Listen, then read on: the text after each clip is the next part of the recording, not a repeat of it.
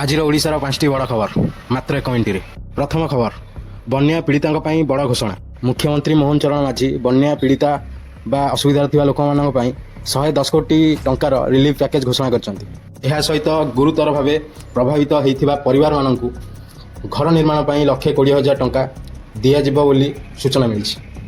Second ଖବର, ଓଡ଼ିଶାରେ ରାଷ୍ଟ୍ରପତି ଦ୍ରୌପଦୀ ମୁର୍ମୁ ଭୁବନେଶ୍ୱରରେ ପହଞ୍ଚିଛନ୍ତି। ସେ ଜଗତଗୁରୁ କୃପାଲୁ ୟୁନିଭର୍ସିଟିର ଉଦ୍ଘାଟନ ସହିତ ମୂଲ୍ୟବୋଧ ଭିତ୍ତିକ ଶିକ୍ଷା ଉପରେ ଅଧିକ ଗୁରୁତ୍ୱ ଦେଇଛନ୍ତି।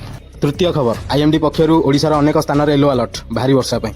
ଅଗଷ୍ଟ 9 ଯାଏ ପାଗ ଖରାପ ରହିପାରେ ସୂଚନା ମିଳିଛି। ଚତୁର୍ଥ ଖବର, PCPNDT ଆଇନର କଡ଼ା ଲାଗୁ।